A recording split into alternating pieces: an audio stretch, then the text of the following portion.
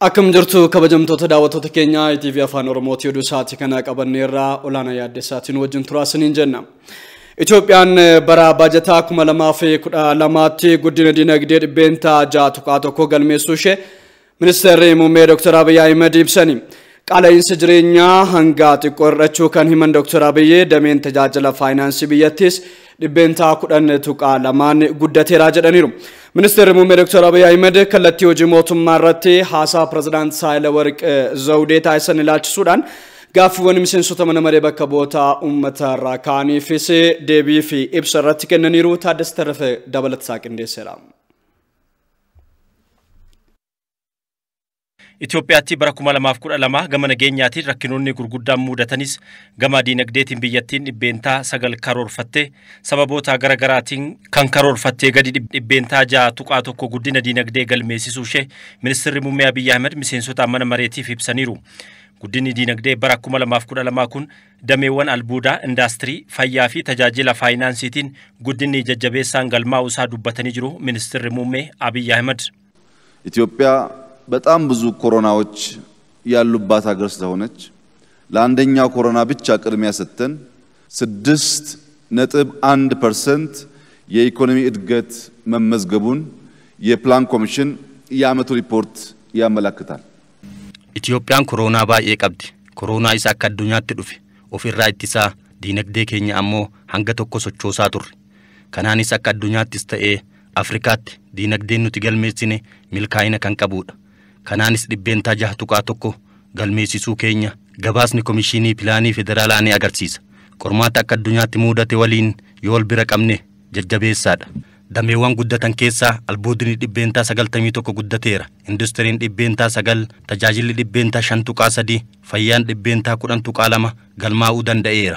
Sababa koronaatiin diinagdeen gama damee qonnaatiin giddugaleessa ta'us gama damee geejjibaa, barnootaa fi tuurizimiitiin garuu guddinni gadi aanaan galmaa'uu kan ibsan Ministeerri Muummee Abiy Ahmed oomishni waliigalaa biyyattii bara 2012 birrii tiriliyoona 3.3 qaqqabuusaa dubbataniiru. የኢትዮጵያ አጠቃላይ ጂዲፒ በዚህ ዓመት 3.375 ትሪሊየን ደርሷል። ኢትዮጵያን ኦሚሻ ወሊገላ ብየ ኬሳ ኦሚሽቴ ፊ ተጃጅለ ክንት ዮ ኢላሉ kan bara 2010 oomishni biyyattii waliigala tiriliyoona 2.2 bara 2011 tiriliyoona 2.7 bara 2012 ammoo tiriliyoona 3.375 qaqqabeera. Galii nama dhuunfaa yoo ilaalle ammoo doolaara 1,000 ol qaqqabeera. Kun ammoo biyyoota diinagdee giddugaleessaa gadaanaa keessa kan nu galcheedha. Yoo hojjanne kana caalaa ni milkeessina. Guddina diinagdee biyyattii kan utubee dameen tajaajila faayinaansii bara 2012 baankiiwwan biyyattii birrii tiriliyoona 1 walitti qabuu isaaniis dubbataniiru.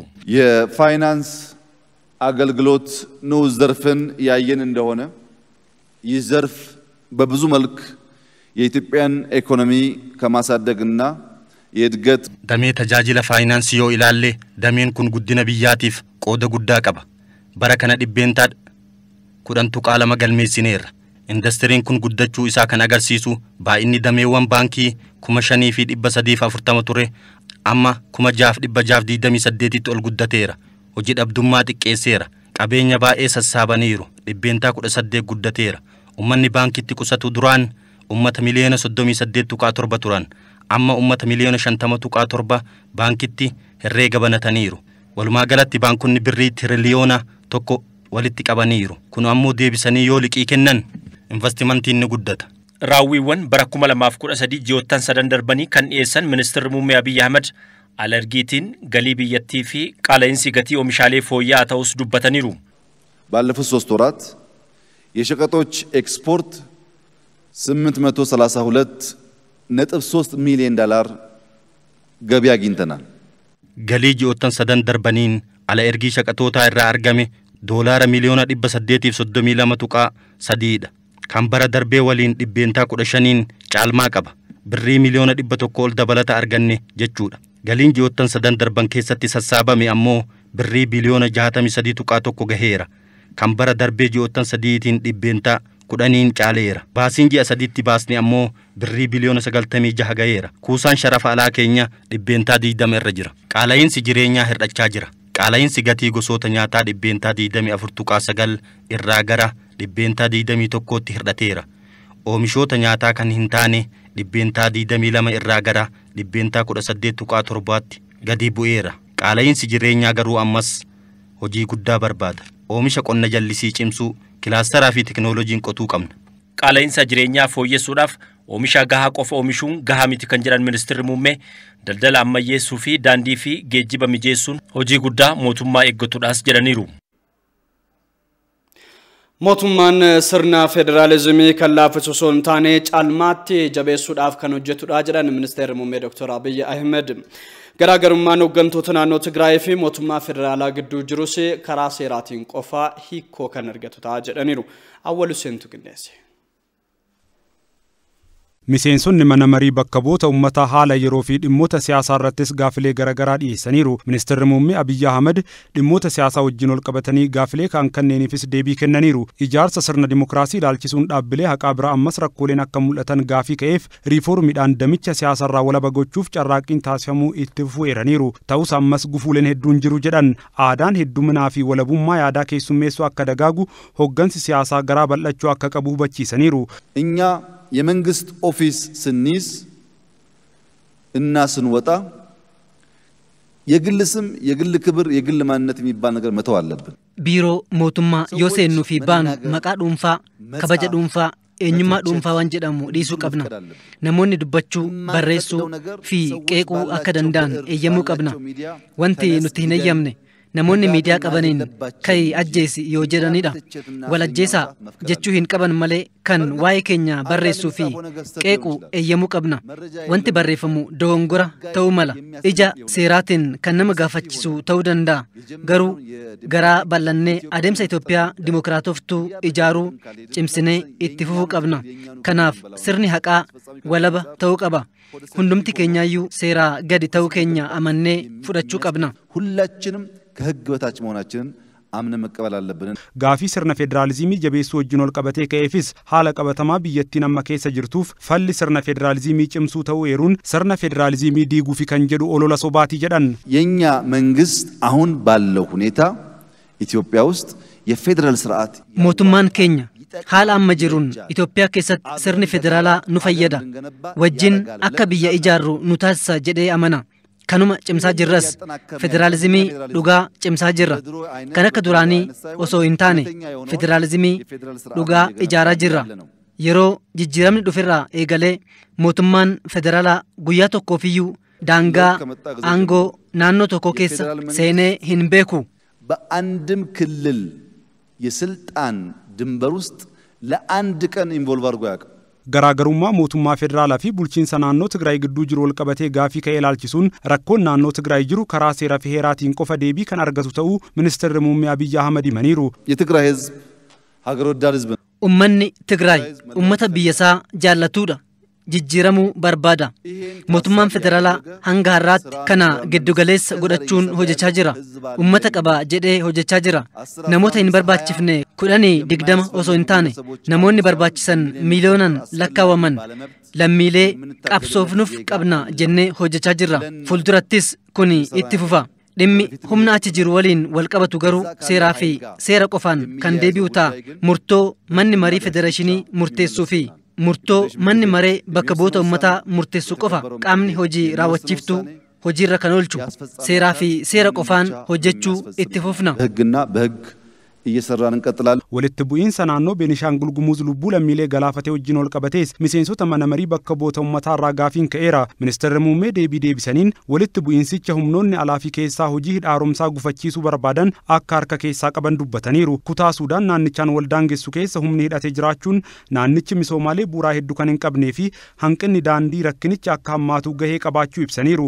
Ta'us raayyaan ittisaa wareegama kafaleen rakkinicha tasgabbeessuun danda'ameera jedhan. የህዝቦቹን የዜጎቹን ህይወት ለመታደግ Raayyaan ittisaa lubbuu lammiilee isaa baraaruuf haala teessuma lafaa sochiif rakkisaa ta'e keessatti wareegama lubbuu kafalaara. Kana gochuu isaatii fi hojiiwwan guyyoota 15 darbaniitiin injifannoowwan gurguddoon galmaa'aniiru. Namoonni dhibbaan lakkaawaman booji'amaniiru. Hedduun isaanii baqataniiru. Naannicha tasgabbeessuuf hojiin hedduun hojjetameera. Garuu gahaa miti. Maddi isaa yoo gogoguu baate deebi'ee lammiilee irraan miidhaa qaqqabsiisuun isaa hin hafu. Kanaafuu akkuma amma Beenishaangul Gumuzitti ta'e iddoo biraatti qaamni alaas ta'e keessaa guddina Itoophiyaa hin barbaanne miidhaa akka hin uumne ummata dammaqsuu humna raawwachuu raayyaa ittisaa guddisuu ummanni mallattoo yoo arge dafee eeruu akka nuuf kennu gochuun humni ittisuu keenya akka guddatu carraaqqeen ni taasifama. ህዝባችን ምልክት ሲያይ መረጃ በፍጥነት እንዲያቀብልና የመከላከል አቅማችን እንዲያድግ ጥረት ይደረጋል። ኢብሳፊ ዴቢ ሚኒስትር ሙሜ ቦዳ ያርኒ ፊ ከለቲን ሆጂ ሞቱማ ፕሬዝዳንት ሳህለወርቅ ዘውዴ ፉልባና ዲግደሚሻን በረኩመ ለማፍ ኩደሰዲ መኔን መሪ ለሜኒፍ ዲኤሰን ሰገሌ ጉቱ ረገኤራ weerara vaayirasii koronaa dabalatee rakkoolee hawaasummaa roga maraan biyyattii mudatan bifa qindaa'een to'achuu fi xiqqeessuun danda'amu ministeerri muummee Dr. Abiy Ahmed ibsani. Dr. Abiy gaaffilee damee hawaasummaa irratti miseensota mana maree bakka bu'oota uummataa kaaniif irratti gaaffiif deebii taasisaniiru. Teediroos Tolaatii gabaasattaan kan qindeesse. Manni maree bakka bu'oota uummataa yaa'ii addaa tokkoffaa taa'een yaadaaf gaafiin dhimmoota hawaasummaa garaagaraa kaanii kallattiinis ta'ee deebiin ministeera muummeetiin itti kennameera. Ministeerri muummee Abiy Ahmedis rakkoolee gama hawaasummaa gama koronaatiin dhaqqabaatii jiru akkasumas haala qorannaa isaarrattii fi haala barnoota deebisanii eegalsiisuun danda'amuu fi of eeggannoo ta'uu qabu akkasumas dhimmoota ijoo biroo irratti yaadaaf deebii kennanii jiru. Bara koronaa kana keessatti akkamiin barnoota deebisanii eegalsiisuun danda'amaa kan jedhu gaafii miseensota mana maree bakka bu'oota uummataa irraa ka'edha.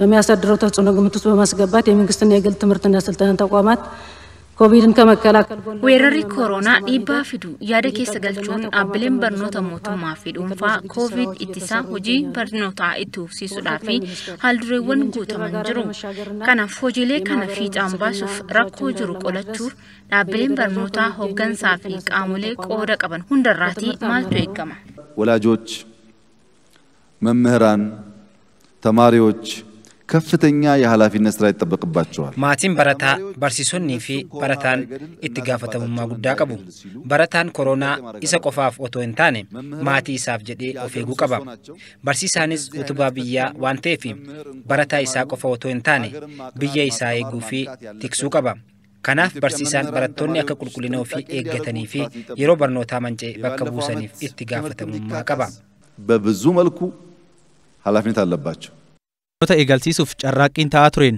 hirmaannaa hawaasaatiin dareewwan dabalataa 60 ol ijaarsisuunis milkaa'ina boonsaa jedhamuun ministeerri muummee kan kaasanidha. Gama kaaniin immoo koronaa addunyaatti ammayyuu qormaata ta'aa dhufe garuu immoo of dagannaa hawaasa biyyattii maqsuuf maaltu hojjetamaan dhimma miseensotni manichaa gaafatanidha. Ministeerri muummee Abiy Ahmedis koronaa ittisuu irratti waan fakkeenyummaa qabu kan addunyaan ragaanuuf ba'u hojjenne jechuun deebisan. ወረርሽኙ ሊያስከትል የሚችለውን ጉዳት በመቀነስ haala amma jiru miidhaa weerarichaa xiqqeessuudhaaf qindoominaan hojjechuu irratti gama mootummaatiin hojiileen gurmaa'inaa hordofii fi gama seeraan jiru irratti qophaa'ummaan jiru maal fakkaata ይመስላል። አመሰግናለሁ። ኢትዮጵያ ውስጥ ኮሮናን በሚመለከት የሄድንበት መንገድ እናንተም እንዳነሳችሁት አሁን በዓለም አቀፍ መድረክ ላይ ኮሮና ይላልችሱን አዴምስ ዴምኔ fakkeenyummaa Itoophiyaa jechuun sadarkaa addunyaattu akkuma himame hojii boonsaa hojjenneerra. Koronaan akka rakkootti ilaaluu qofa otoo hin taane ittisatti carraa achi keessaa jiru ilaaluun hojjetamee bu'aa gaariin dhufeera. አመርቂ ውጤትም መጥቷል። Diin hojii hojjettoota mootummaa fi kafaltiin sirreeffama mindaa hojjettoota mootummaa ilaalchisuun gaafiin ka'e sabrooti. Ministeerri muummee Abiyyis humna biyyattiin qabduun kafaltiinis ta'ee gaafiin hojjettoota mootummaa adeemsumaan ni deebi'aa jedhu. ሲቪል ሰርቫንቱ ለሲቪል ሰርቫንቱ የተፈቀደ አዶሌሰ በረኩመ ለማፊ ቁለቶ ኮራ ኤገሌ ረመዲን ሆጂ ፊ ከፈልቲን ሲቪል ሰርቪሲፍ ሀየማሚ ናኖሌ ቶኮ ቶኮቲ ሆጂ ራሂኖሌ ጋራ ፉለድራት ራኮ ከነፍሩፍ ሞቱማን ከለቲ ማሊ ካይ ከ30 ቢሊዮን ብር በላይ ተጨማሪ ሀብት ዲማንድ አድርጓል። Birri biiliyoona 30 caalu nu gaafate bara darbees baroota dura jiranitti ramaddii hojjetootaa sirrachuu hin dandeenye amma yoo dinagdeen keenya bayyaanatutti naannolee GAG'n kaffaluuf baasii guddaatti ta'eera amma kanaaf eegalleerra waan ta'eef itti fufna. አሁን ሙሉ በሙሉ የተጀመረ ስለሆነ በዛ መቀጠል አስፈላጊ ይሆናል። Ministeerri muummee Abiy Ahmed rakkoo nageenyaa gamaaf gamanatti mul'atuu fi buqqaatii lammiilee dhaqqabaatii ture sirreessuudhaafis raayyaa ittisa biyyaa cimsinee hojjechaatii jirraan ibsan.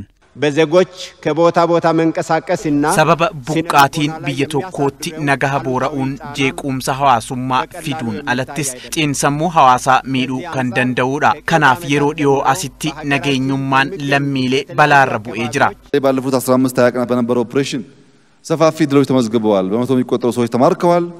ብዙዎቹ ሸሽተዋል። ከሞላ ጎደል አካባቢውን ለማጽዳት ዲደመን ደርበን ወጀነን እንጂፈኑን ገልማይራ ካን ቦጅኔራ ካንስ በቀተኒር ሆጂን ኩን ጋሚቲ yoo madda sarraa gogsine malee kanaaf Benishaangulittis ta'e hedduuwwan hundattuu nageenya biyyattii qaama jeequuf hojjetu ni to'anna. Kana gochuuf uummata dammaqsinee raayyaa ittisa keenyaa guddisuuf ni carraaqna. Bulchiinsa magaalaa Finfinnee irraa gaaffii carraa hojii argachuudhaaf afaan dabalataa beekuun rakkoo nuti ta'eera jedhuufis afaan beekuun carraadhaa nutis sanuma jajjabeessina jechuun mana marichaatiif deebisan. በተለይ በአዲስ አበባ ከተማ አስተዳደር አንዳንድ ቢሮዎች ሲቪል ሰርቫንቱ ምንም ተጨማሪ ያገር ውስጥ የቋንቋ ኬሱማ ማጋላ ፊንፊኔቲ ሲቪል ሰርቫንቲን ደንዴቲ አፋን ብየ ኬሳ ከንደበለታ አከሱመስ ለንጂ ኦቶ ሂንከኔሚኒፍ ቀጨሪን ሆጂ ረት አፋን ለማ ደንደው አከ ኡላጋቲ ኢላላማ ጅራ ኩን ሃንገም ስሪዳ ገረ ፉለዱራቲስ ዶርጎሚ ሀቀ ቀቤሰ ኡሙራ ከለቲን ካሜ ማሊዳ ተወዳዳሪ እንዲሆን የተቀመጠ አቅጣጫ አለ ወይ ቢገለጽ አመሰግናለሁ። ወደ ወሎ የቃሉ ገበያ መሄድ ለዚህ ጉዳይ ጥሩ ትምህርት ይሰጣል። ወሎ ገባ ቃሉ ደሙን ከናፍ በርኖተ ጉዳ ከና አቺቲ አፋን አማርፋ አፋር አርጎባፊ አፋን ኦሮሞ እዶ ገባትኒ ዱበተማ ነምኔ አቺቲ አፋን ለማፊ ሰዲ ደንደው አከ ጋሪቲ ቢዘቴ ጉጉራታ ፊንፊኔ ፊ እዶ ብራቲስ ከነቱ ጀጀቤፈሙ ቀባ ሁለት ሶስት ቋንቋ የሚችለው የተሻለም ይሸጣል የተሻለም ይገዛል። አዲስ አበባ ላይም ሌላ ቦታም እንደዛ አፕላይ ማድረግ ጠቃሚ ነው የሚሆነው። keessumaa dhimmoota balaa uumamaatiinis ta'ee namtolcheetiin dhufaniin mootummaan rakkoo gahuu malu xiqqeessuuf waan hedduu hojjechuun ittis milkaa'uu ministeerri muummee mana marichaatiif ibsaniiru. Keessumaa gama hawaannisa gammoojjii to'achuutiin qindoominni mul'ataa jiru abdachiisaa ta'uu himan. Balaa lolaa naannolee Affaar, Oromiyaa fi naannoo sabaaf sablammoota kibbaa caalmatti miidhu waaraan to'achuufis falli maaliin miseensota mana maree bakka bu'oota uummataarraa gaafii ka'eessa biraati. Mootummaanis balicha to'achuudhaaf hojjeteeran deebii ministeera muummee Abiy Ahimad ture. ጎርፉን ለመከላከልና ውሃውን በተገቢው አቅጣጫ ለማስያዝ ጎርፍ በሚመጣባቸው አቅጣጫዎች በላሎላ እትሱፍ ብሻን ከለቲ ስሪ አከቀበቱፍ ኡመኒ ጨራቂ ጉዳ ጎዳ ጀራ ገሩ ሆጂን ቆረኖ ገሃፊ ደገርስ ሞቱማ ገሃዋን ነርገምኔፍ ቦአቀቤ ሰሚቲ ገኛ በመሆኑ ውጤታማ አይደለም። የጎርፍ አደጋው ላለፉት 20 30 ዓመታት ካጋጠመው በላይ በጣም ከፍተኛ ቢሆን በላሎላ ወቅት ሶዶመን ደርበኒት የሀገር መከላከያ ሚኒስቴር ቡነ ሞታ ኦቶህን በዲን ደገርሳ ራያ የተሰብያ ሆጂ ጋሪ ናኖ ላይ አልፈኒቱ ሆጀተሜራ ነሞታ አኩማ ዲበጃረት በላን ቀቀቤፍ ሆጂን ቅንዶሚናን ሆጀተሜን ዋንጋሪ ነርገሜራ ጡመራራቲስ ያኢ መነ መሪቻራቲ ሐሳን ሚኒስትሪ ሙሜ አብይ አህመድ ታሲሰን ሰገሌ ጫልማቲን ረገኤራ ኢትዮጵያን ሀምባሌ ሴናፍ የመንታ ዱን ከንበዳቴ ፊ ፕሮጀክትን ማዲ ቢያ ፊ ሸገሪን ሆጀተማ ጅረኒስ ቢየቲ መቃጋሪ ከንጎንፈቺሰን ተው ሚኒስቴር ሙሜ ዶክተር አብይ አህመድ ሚሴንሶተ መሬ በከቦታ ኡመታቲን ጋፍሌሳኒፍ ከየሮ ደቢ ከነን ይመኒ ፕሮጀክቱን ኩን አከ ገልማ ጋኒ ፊ በበለተኒፍ ማልቶ ጀተማ ጅራ ጋፊን ጀሩ ሚኒስቴር ሙሜ አብይ አህመድ ይፍያቴራ ኢትዮጵያ ከሰት ቀበኛ ፊ ጨራ ወነደዳ ጅራቹን ከንዱበተን ዶክተር አብይ ኢጃ ኬኛ በነቹዳን ዋን ብየቲን ቀብዱ ከን ኢላሉን በርባችሳ ተውሳኒ ይፍሰኒ ፕሮጀክቱን ኩንን የሮ ጃርመን ቁርማትን የዱ ከንሳን ሙደተን ተውስ ካዮን በርባደሙፍ ኢሳን ካዮ በርባደሙፍ ኢሳን ቀቀብሲሱ ረጋገሩ ዱበቲ ወንትኑ ዴቢሱ ተኮለ እንጅሩ ጀደኒ ስንሰራ ስንጓዝ ዝናብ ሊዘንብ ይችላል። ስንጓዝ ጠራራ ፀሐይ ሊመጣ ይችላል። ጥላ ፈልገን ይዛለን እንጂ ዝናብ ተዘነበ ስራ እናቋርጥ። ሆጂሌ ፕሮጀክቱ ተከነኒ የሮ ጀኑቲ ሮምን ሮቡ ደንዳ አዱ ሃማኒስ ጅራቹ ደንዳ ሮምኒ ሮቤ ዮካንሞ አዱን ንጉቤ ጀኔ ዲስኔ ዴምነው ሶንታኒ ዲባቤ ቀበኔ ሆጀነ መሌ ሆጂቻ አዳን ኩቱኒን ተው የሮ ሆጀኑቲ ኑቲ ቆሩ ደንዳ ኡፈተ ቆራ ኡፈኔ ሆጀነ መሌ ሆጂችን አበቱ rakkoo jiru keessatti hojjechuunidha kan biyya ijaaru Hojiin amma hojjennu kunis bu'a qabeessa miti isa jedhuuf ammoo dhaloonni kan dhugaa ba'u ta'a. Haa ta'u malee Itoophiyaadhaaf kun ni barbaachisaa moo hin barbaachisu kan jedhuuf deebiin isaa ni barbaachisaadha. Kana beekuu yoo barbaaddan kaleessa paarkiin Xooxxoo otoo ilaaltaniiti bakka bashannanaa osoo hin taane bakka hiriirri itti ba'amu fakkaata. Bakki dhaabbatanuu hin jiru. Namni bakka qilleensa gaarii itti argatu barbaada waan ta'eef kun ammoo magaalotaa fi naannolee keessattis babal'achuu qaba. Kun yoo ta'e maqaan biyya keenyaas ni jijjiirama. Misoomni ishees ni saffisa. Namoonnis carraa hojii argatu. Dandeettiin waa yaaduu namaas ni dabala. Kun yoo wal qabatee hojjetamedha. Dinagdeen biyyattiis kan cimu, turizimiinis kan guddatu. Kana gochuudhaafis nuti kutannoo guddaa qabna. የነበረው ኮሚትመንት ተጠናክሮ ይቀጥላል። Projektoota sadan gabataa biyyaatiin hojjetaman kunniin deeggarsa abbootii qabeenyaatiin dafanii gara hojiitti galamuu akka qabanis Dr. Abiy Ahmed hubachiisaniiru.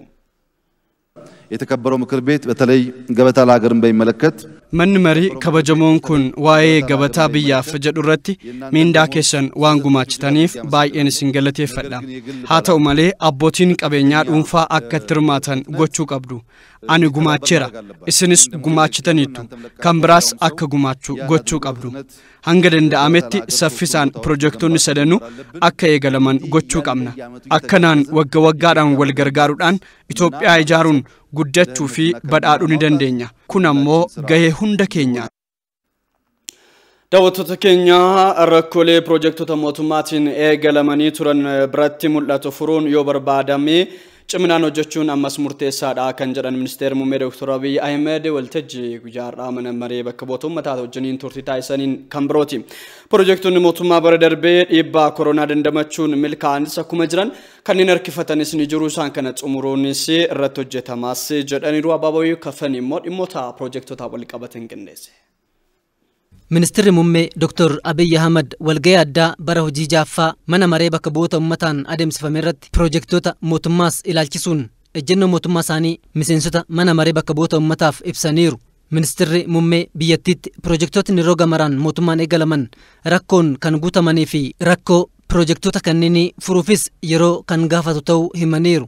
ኢትዮጵያ ውስጥ እዛም እዚህም መጀመር ችግር የለም። Itoophiyaatti gamasittis gamanattis waa eegaluun rakkoon qabu. Projektoonni akkuma aramaa facaafamantu jiru. Bakkuma deemtan hundatti istaadiyoomiin eegalamee jira. Daandiin eegalamee jira. Dhagaan bu'uuraa kaa'ames hedduudha. Kuni hundi aramaadha.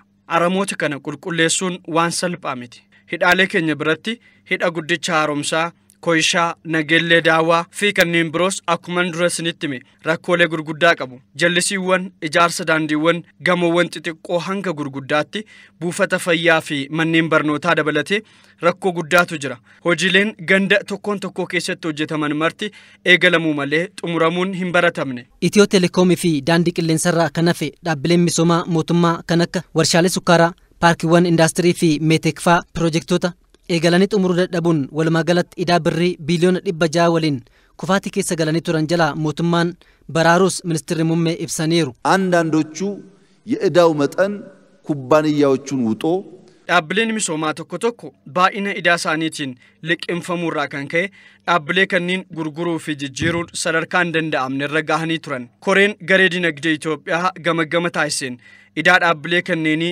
biiliyoona 600 ta'u erga adda baaseetii booda koreen kun caaseffama keessa deebitiin dhaabbilee kanneen idaa isaaniirraa bilisa baaseera. Kun osoo ta'uu baate amantanis dhiistanis baankiin daldalaa ni kufa ture. Liqii guddaa liqeesseera. Liqicha immoo deebi'uu hin danda'u ture. Kanaafuu hojii hojjetameen dhaabbilee kanneenis baankii daldalaas kufaatirraa oolchuun danda'ameera. Ministeerri muummee bara darbetti projektiiwwan gurguddoo biyyattii vaayirasiin koronaa dhiibbaa irraan ga'e keessaa hidhni guddichi haaromsaa tokko ta'uu ibsanii dhiibbaa jiru dandamachuunii fi hojii itti fufsiisuun hidhichi firii akka galmeessisu taasifamuus himaniiru. ኮሮና በተለይ ከኛ ቁጥጥር ውጭ በሆኑ ሴክተሮች ኮሮናን keessattu seekteroota to'annoo keenyaan ala jiran irratti dhiibbaa uumeera. Hidha haaromsaa irrattis dhiibbaa guddaa uumeera. Ogeeyyonni alaa vaayirasicha waan sodaataniif hojicha dhiisuudhaaf yaalii godhanii turan. garuu hirni haaromsaa deeggarsa gama maraa taasifameen hojichi akka itti fufu taasifameera. Ministeerri muummee gaaffii piroojeektii sukkaaraa Xaanaa Balasiin walqabatee ka'eefis piroojeektichi bara kanatti ni xumurama jedhamee eegamus sababa dhiibbaa vaayirasichaan lafarraa harkifachuu ibsanii ji'a 6 keessatti akka xumuramuuf hojjetamaa jiras jedhaniiru. ጣና በለስ ሲባል አንድ ነው የሚመስለው ግን 14 ፋብሪካዎች በውስጡ ይዟል። ጣና በለስ yoo jedhamu tokko qofa fakkaata. garuu warshaalee 14 of keessatti hammateera. Piroojeektiiwwan Xaanaa Balas piroojeektiiwwan bu'aa qabeessa keessaa isa tokkodha. yoo baay'ate ji'oota 6 dhufan keessatti xumuruudhaaf hirmaannaa guddaa taasisaa jirra. Deeggarsaa fi hordoffii mootummaan taasifameen hidha haaromsaa dabalatee piroojeektonni biroo dhibba vaayirasichaa dandamachuun milkaa'uu isaaniis ministeerri muummee Dr. Abiy Ahmed ibsaniiru. Daawwattoota keenya dhimmoota mana maree bakka bu'oota uummataa fi deebii ministeerri muummee Abiy Ahmed taasisan oduulee isaanii wal qabatan keessaa baaneerra. Raawwiin hojii mootummaa naannoo Oromiyaa fi paartiin badhaadhinaa naannichaa kurmaana tokkoffaa bara 2013 magaalaa Adaamaatti gamagamuu eegalameera. Gamagama kanarratti raawwiin damee misooma baadiyyaa, misooma magaalaa fi hawaasummaas dhiyaateera. Pireezidaantii mootummaa naannoo Oromiyaa obbo Shimallis Abdiisaa fi itti gaafatamaa waajjira paartii badhaadhina naannichaa obbo Fiqaaduu Tasammaa dabalatee hooggantoonni biiroolee akkasumas hooggansa godinaalee fi bulchiinsota magaalotaa waltajjicha irratti hirmaachaa jiraachuu isaanii kan gabaasee riippoortera keenya Guddataa Jamaati.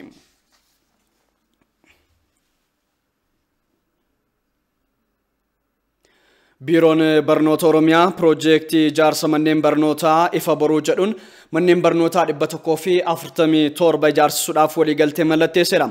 Piroojeektii kanaafis biriin biliyoona 4 fi miliyoona 900 ramadamuun isaa ifoomeera. Guddataa Jamaatu dabalatasaa qindeesse. Miliyoona 10.6 tilmaamaman akka jiran ragaaleen ni mul'isu. Kana keessaa barattoonni miliyoona 8.4 sadarkaa tokkoffaa yoo ta'an, miliyoonni 2.2 ammoo barattoota sadarkaa lammaffaa baratanidha.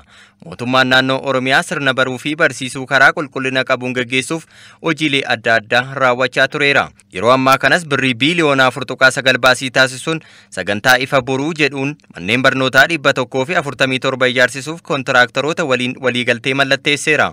Hoogganaan biiroo barnoota Oromiyaa Dr. Tolaa Bariisoo qulqullinaa fi wisa barnootaa dabaluuf biirichi hojjechaa jiraachuu ibsaniiru. Itti galli waan kanaa rakkoo barnoota keenyaa qorannee tokkoffaa walgitiinsa isaa laallee lammaffaa qulqullina raallee waan qorannee kana mootummaa fi gadhiyeessinee booda mootummaan rakkoon kun falamuu akka qabu jalqaba irratti miliyoona 4.6 yaadamee ture bajanni amma yoo hojjetamu gara biliyoona 5tti siqa. Kun bara tokko keessatti ijaaramee bajata hammanaa barnootaaf ramadamee baatii 7 keessatti akka xumuramu hojiin hojjetamuun isaa baay'ee komitmentii yookiin immoo kutannoo mootummaatti argisiisa. Biiroon keenyas rakkoo jiru qoratee mootummaaf dhiyeessee mootummaanis kana fudhatee jira. Amma achis gaa har'a waliigalteen mallattoon taasifamee jira. Baatii 7 keessatti akka xumuramu har'arraa kaafnee jabaannee kan hojjennu ta'a jechaadha. Manneen barnootaa kunis baatii 7 keessatti ijaaramanii akka xumuraman ibsameera. Pireezidaantiin mootummaa naannoo Oromiyaa obbo Shimallis Abdiisaa kontiraaktaroonni yeroo qabame keessatti piroojeekticha ijaaranii xumuruu qabu jedhan. Kontiraaktaroonni har'a carraa kana argatanii imaanaa uummataa imaanaa biyyaa fudhatan kun naamusa cimaadhaan akka galfata guddaa tokkotti naamusa cimaadhaan waan qabdan hunda yeroo qabdan humna qabdan hunda dhangalaastanii akka piroojeektii kana milkeessitan waamicha isiniif dhiyeessuu barbaada. Yoo milkeessitan isin badhaasa. Yoo kuftan isin hin deeggarru tarkaanfii isin irratti fudhata. Tarkaanfii akka kanaan duraa miti. Piroojeektii kana ani keessattuu dhuunfaatti akka lubbuuttan lama.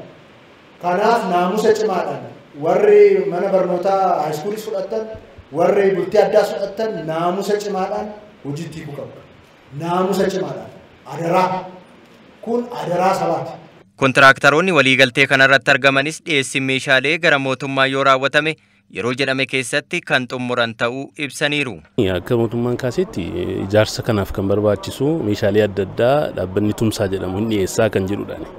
Haa ta'uyyuu malee yeroo wal fakkaataatti mana barumsaa 107 kanatti dhiyeessuun rakkinni mudachuu waan danda'uuf nuti kan of qopheessinee jiru ofuma keenyaa dhiyeessinee hojjennaa gatii isaan achirratti ramadanii nu baasuu baates dirqama lammummaa keenya bahuudhaan ofumaa dhiyeessinee hojjenna kan jedhuudhaan kan murteessinee jiru. Guyyaa har'aa kanaa qabee meeshaalee istoorkii keessaa qabnu hundumaa reedii goonee teenyee eegaa jirra. Har'a immoo erga ramaddii kana barree booda iddoo nu qaqqabe sanitti geessinee hoo danda'ame ji'a 7 gaditti fixuu yaalla jechuudha. Qophaa'aadha jechuudha xumuruudhaaf. Maaliif manni barumsaa kun kan nuti keessatti baranne kan dhaloonni keenya immoo deebi'ee irratti keessatti baratu waan ta'eef guyyaa seenati nullee hamilee qabnuun hojjennee dheetan abdii qaba.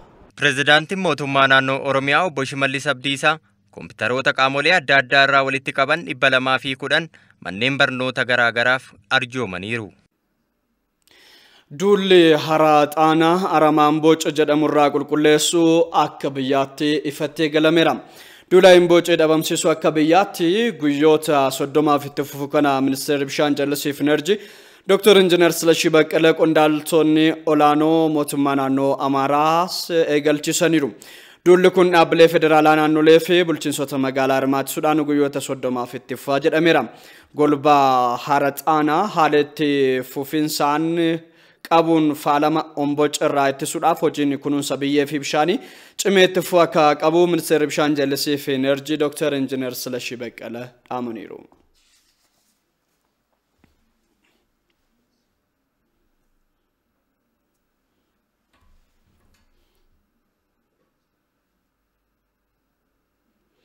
Abbootiin qabeenyaa fi jiraattonni magaalaa Jimmaa qaamolee mootummaa cinaa hiriiruudhaan nageenya biyyaa mirkaneessuuf tumsa kan taasisu ta'uu isaa ibseera.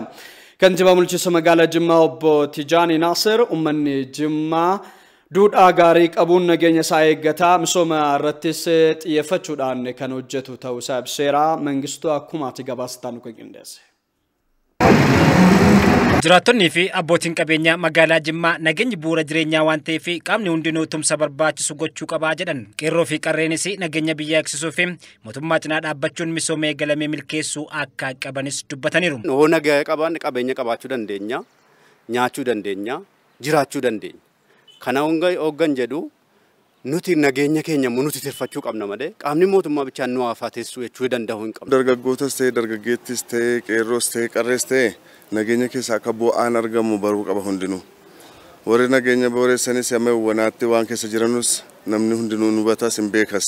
Itti gaafatamaan bulchiinsaa fi nageenya bulchiinsa magaalaa Jimmaa obbo Tafarii Magarsaa yeroo ammaatti rakkoowwan nageenyaa kanaan dura mudatan adda baasuun nageenya hawaasaa eeguun hawaasni misooma irratti akka bobba'uuf kutannoon hojjetamaa jira jedhan. Uummanni nagaan jiraachuu qaba, bahee galuu qaba, diinagdee isaa sochoosuu qaba. Cabinsa diinagdee Oromoo yeroo itti fiignee deebisnu malee yeroo itti ittuu daran balleessinu miti. Kanaafuu qaama hawaasaa tumsa kana qaban konkolaachistoota baajaajii, konkolaachistoota adda addaa, qaamolee dafqaan bultoota magaalaa Jimmaa jiran, qaamolee hawaasaa adda addaa uummata bal'aa konfiraansii dubartoota dargaggoota wajjin gaggeessine. Dargaggoo faana marii bal'aa jira, leenjii bal'aa gaggeessaa jira. Isaanumti gara kanatti dhufanii booda maal akka ta'e waan darbirraa ashaaraa hin taane akka ta'e baay'ee kaasuu jechaadha. Kantiibaan bulchiinsa magaalaa Jimmaa obbo Tijaanii Naasir rakkoo nageenyaa magaalaa Jimmaatti mudatu furuu fi abbootii qabeenyaa fi qooda fudhattoota waliin ta'uun marii yeroo garaagaraatti geggeessuun namoota rakkoo uuman adda baasuun nageenya waarawaa fiduun danda'ameera jedhan. Jimmi ammattuudha. Jimmi biyya jaalalaati. Jimmi biyya tokkummaati.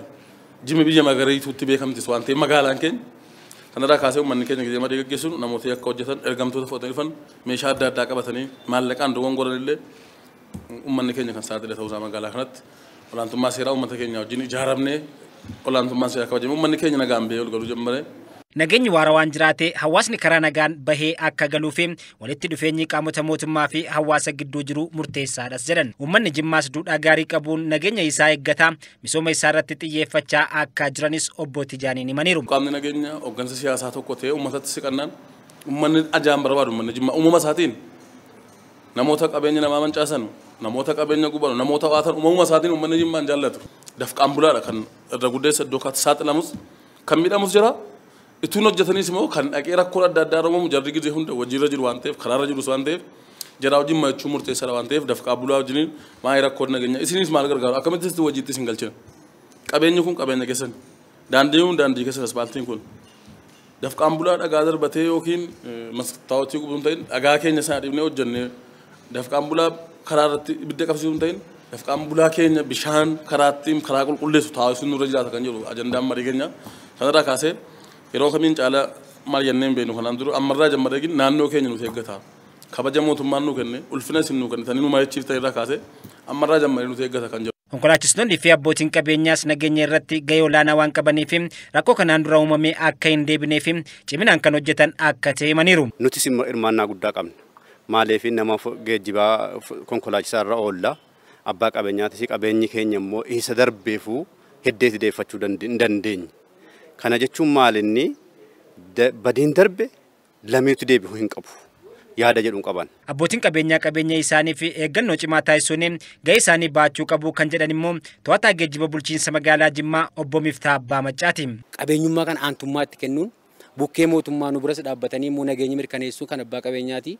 Konkolaachisaan kun illee konkolaachisaa waastannaa qabu ilaaluudhaaf abbaan qabeenyaa eddee guddaa qaba. Abbaa qabeenyaa jechuun wanti nu uumee galu isa gaafachiisas aantummaa isaa qabeenyi isaa karaan oole waa inni irra jiru kan hubachuu qabu. Bukkee keenyas nageenya mirkanaa kabachiisuudhaafis ooltee akkamitti baatee jechuudhaaf bukkee keenya jiraatee chaarjii qofa fudhatee dhaquutu hin taane waan irra oolame waan hojjetamaa jiru fuula dura maaltu irra abbaan taayitaa geejjibaa poolis tiraafikii magaalaa kana nageenyi maal fakkaata kan jedhu abbaan qabeenyaa dirqama bukkee jiraachuunsaa. Oduuleen keenyatti fufaniiru. Godina Arsiitti barnoonni bara darbee sababa vaayirasii koronaatiin addaan citee ture bara kana akka eegaluu fi dareewwan dabalataa 2,400 ol ijaaramuun barnoota bara 2013 qophaa'uun isaanii himame. Magaalaa Boqqojjeetti hirmaannaa uummataa birrii 800 olitti tilmaamamuun dareen dabalataa ijaaramuu fi meeshaaleen barnootaas barattoota harka qalleeyyiif kennamuunis himameera. Aliyyi Daddafoo gabaasa waajjira dhimmoota koominikeeshinii godina Arsii qindeesseera. Bulchiinsa magaalaa Boqqojjiitti hojii baruuf barsiisuu sababa weerara vaayirasii koronaatiin bara darbe addaan citee ture itti fufsiisuudhaaf ganna darbe keessatti hojiileen barnootaa deebisanii eegalsiisuu barbaachisaan kanneen akka daree dabalataa ijaaruu, suphuu, teessoo barattootaa tolchuu fi qulqullina mana barumsaa biqiltuu dhaabuu, meeshaaleen qulqullina ittisaa fi to'annoo COVID-19 fi deeggarsi barattootaa harka qalleeyyiif hirmaannaa ummataatiin akkasumas barsiisota manneen barumsaa magaalichatti argamaniin raawwatamee jira. Kenniyan namni yoo baratin ijoollee yoo baratin guddinni hin jiru. Akka lammii tokkootitti deeggarsan kenne keessaa qarshii 1,000 kenneen jira. Itti gaafatamaan waajjira barnootaa bulchiinsa magaalaa Boqqojjii obbo Fayyisaa Mul'ataa hojii baruuf barsiisuu bara 2013 akka milkaa'uu fi karaa tatamsa'insa dhibee vaayirasii koronaa ittisuun danda'amuun karooraa olitti qophiin barbaachisaa ta'e xumuramuu himuudhaan barattoonni harka qalleeyyiin barnoota isaanii akka itti fufan taasisuudhaa fi deeggarsi meeshaalee barnootaa garaagaraa taasifamaa kan jiru ta'uu dubbatanii jiru. Akka waliigalaatti 31 ijaarree xumurreerra manneen barnootaa akka bulchiinsa magaalaa keessatti jechuudha. Parsantiidhaan gara 103 irra jirra. Karooraa ol deemneerra qophii barbaachisu xumurreerra. Dabalataan ijoollee harka qalleeyyii kana deeggaruudhaaf ammas daftarri darzana 312 kan ta'u deeggarsaan galii godhannee arganneerra. Qalamni ittiin barreeffatanis deeggarsaan arganneerra. Naannoo qalama paakkeettii 20 kan ta'udha. Yuunifoormii yookiin uffata seeraa mana barumsaa nama 200 waadaa nuu galanii beeksisaa fi caalbaasii baasnee xumurree ijoollee 150 galmeessinee ijoollee uffata hodhan bira geessinee tartiiba eeggachaa ta'u kan jiru ta'uusaadha. Bakka bu'aan waajjira barnootaa godina Arsii obbo Biraanuu Diidhaa barnoota sababa weerara vaayirasii COVID-19 addaan citee ture deebisuudhaaf manneen barnootaa 1,200 godinichatti argaman keessatti dareeleen dabalataa 2,400 ijaaramuudhaan qophiin barbaachisaa ta'e xumuramuu isaanii ibsanii jiru. Walumaa galatti isaan kanaan dura turanis suphuudhaan wal qabatee haaromsuudhaan dareewwan dabalataa kan daree ijoolleen keessatti barachuu danda'an kan diriirsinee bal'isnee ijoollee teechisuudhaaf akkuma godinaatti manneen barnoota naannoo 1,200tti dhiyaatan qabna. Isaan kunniin hundi isaaniitu bishaan akka qopheeffatan qulqullinaan wal qabatee saamunaan akka qophaa'u qabu maaksiidhaanis wal qabatee ijoolleen maaksii akka fayyadamu qaban qophii bal'aa taasisaa turree jirra. Barattoonni fi maatiin barattootaa harka qalleeyyii deeggarsi taasifameef kunniinis deeggarsichatti kan gammadan ta'uu dubbatanii jiru. Daftara kana mootummaan illee nuuf cinqame daftara kana gatii guddaan bitee waan nuuf kenneef sirriitti bakka mootummaa isaan buuf waan guddaa tokko qabachuuf yaada guddaan barachuuf qophii irra jirra. Daftarri kunillee nu kennameera. osoo daftarri kun nu kennamu baate maatiin keenya yookiin nu barsiisuu hin danda'an ta'a. Yaa galatoomanii. Daa'imti tiyya keessattuu abbaan qabdu ani bashitanyaadha dhibamtuudha. Sirriitti mootummaan na qarqaaraa jira kanan durallee. Mootummaan keenya kun nu gargaaruuf gammachuu itti qabna. Maatii jaha qaba. Maatii jaha keessaa maatii afurii waan manni barumsaa kun uummanni kun naa fudhateetiin na barsiisaa jiruuf. Gabaasni kan waajjira dhimmoota koominikeeshinii mootummaa godina Arsiiti. Daawwattoota ITV Afaan Oromoo hordofaa jirtu amma immoo gara odeeffannoo biizinesiin wal qabataniitti